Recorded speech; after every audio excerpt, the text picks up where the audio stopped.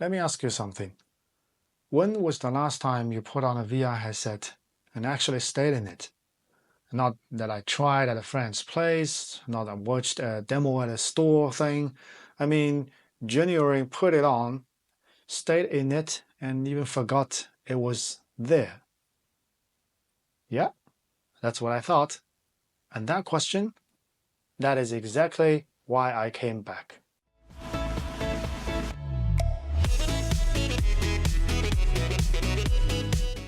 Welcome back, everyone. Kris here.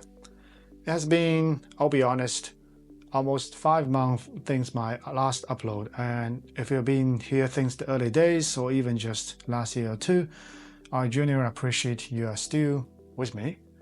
No dramatic explanation, life got full, I was traveling, running research, spending time in the field watching how real people interact with technology in the real world, and somewhere in all of that, this channel needs a reset.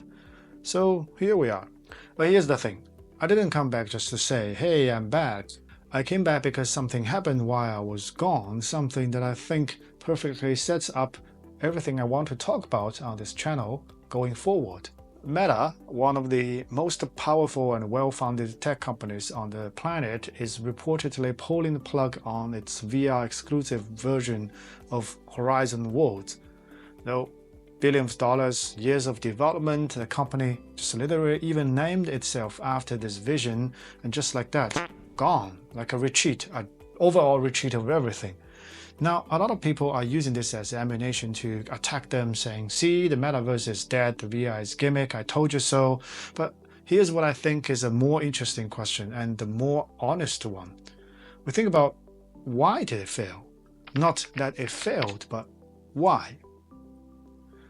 As someone who teaches human-computer interaction, I can tell you that it wasn't a failure of imagination. Meta indeed imagined plenty.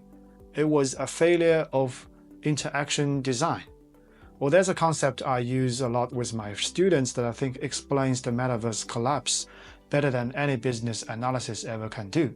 It's called the interaction friction.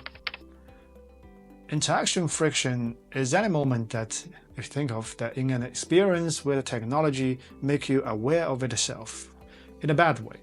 Maybe it's a headset that's too heavy, the controller doesn't feel right in your hand, the loading screen that goes just 1 second extra too long, the logging process, the tutorial you have to sit through is just a little bit too much. Each one of these moments in a tiny tax on your patients individually, or you think of that, fine, you can deal with, we can deal with that. But if we stacking them up one after another, every single time they want to put a headset on and something happens, say you reach out for the headset like that, and then you just put it back on the shelf. Why? Well, not because the experience inside isn't good enough. Maybe it is incredible, but the cost of getting there, the friction or just starting to the experience already made you tired before you even began. That's not a content problem, obviously. That's not a business model problem also. That is a design problem, and it is entirely actually solvable. But the irony is painful, right? If you think that the metaverse was supposed to be the ultimate escape from reality everyone expects, but its hardware reality was so present, so demanding, so heavy, both physically and cognitively, that the escape never actually happened for most people, have to admit. And the Meta actually didn't lose it to a competitor. They lose to a headset that was maybe 1 gram too heavy, or the logging screen that is 1 second too long. But if you think this way, and here's something that is fascinating. Once you see this pattern, you start to see it everywhere. Because interaction friction isn't a VR design problem, it's not even a technical problem alone, it is the central design challenge of our entire era. Or take something much more personal, that's something in your pocket right now. A few months ago, I made a decision that basically caused like a mini riot in my tech circle. I traded my iPhone 16 Pro for an iPhone Air. And the reaction was like my friend saying, Well, I can say predictable. They say something like, oh, you're downgrading, you're losing the cameras, you're going to regret your switch. And look, I get it. One spec sheet that the pro always wins every time, but here's something that the spec sheet could not measure. The moment I pick up the iPhone Air, something happened that no benchmark test or no spec can quantify. I feel very relaxed. That sound ridiculous, isn't it? Well, I know it sounds like to me as well. It is just a phone. But the weight, the dense, the heavy, the magnetic slab of the Pro phone, it creates what a psychologist call cognitive load. It is a subconscious pressure, like a whisper coming from your own device keeps saying that you better make this count, you better take a pro level photo, you got a pro phone, you better justify that. We ended up serving the device instead of the device serving us. Well, the iPhone Air removed that friction, not by being less, but by being precisely enough. And that right there is sophisticated design thinking happening. You see, it is not just like hardware. This is same principled idea that most powerful experiences are often the ones that demand the least of us, shows up the most unexpected places of those.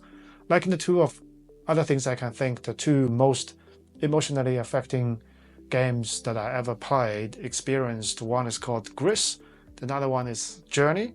And if you played either of these, you probably remember exactly how they kind of made people feel, make you feel, not what they did, what you did, but the feeling of it. Because the experience design of both those two games is built on a radical idea that to strip away everything that is not essential, no combat complexity, no dense UI, no tutorial pops up every 30 seconds.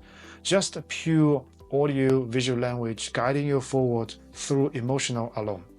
Well, they kind of sit at this beautiful space between the game and the cinema, minimal interaction, maximum resonance, I would say. And here's the thing, from all of them, that it feels effortless. But making something like that feel effortless is actually the hardest thing to do in design, because the designer, you have to know exactly what to remove. So think like this. A Meta VR platform, an iPhone, and two indie games walk into a bar. What do they have in common? Well, they all live or die by the same question: how was the experience actually designed? Not what are the specs, not how much does it cost, not even what did the CEO say at the keynote. But what did the designer understand about human behavior?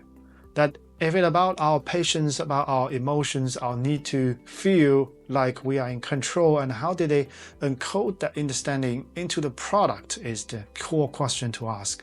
That is the question actually this channel is now fully going to be built around. I'm moving away from simple unboxings and I'm moving away from reading spec sheets to you if you want that. I know there are thousands of other channels doing it much better than I am, but I will leave that if you want to go that direction. But what we are moving forward is what I'm calling a deciphering experience. Now I'm thinking every video on this channel going forward will take something. It could be a piece of hardware, an app, a game, or XR experience, and then keep asking the same question: how exactly was this experience designed? And why does good design feel like it isn't there at all? Now we are going to deep on some spatial videos and why it may actually change how we remember our lives.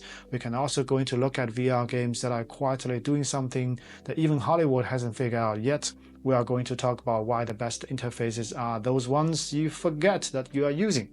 Well, there are many things we can talk about, and yes, we are going to occasionally get some slightly nerdy human-computer interaction theory, but I promise you, if you by the time I'm done, if you would never look at your phone the same way you look at now. So back to the question that I opened at the beginning.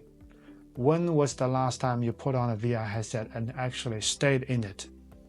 I think we both know the answer has nothing to do with the content inside. It has everything to do with how the experience was or wasn't designed for you, for everyone. Meta closing its VR-only horizon maybe isn't just a corporate retreat, it could be a lesson as well. Even the most powerful company in the world are learning that without human-centered design, even the most expensive digital world is just a well-funded empty room, no one going to be in there. That lesson is exactly where we're going to begin. Again, I'm Kris, and welcome to the new chapter of this channel, and I will see you in the next experience.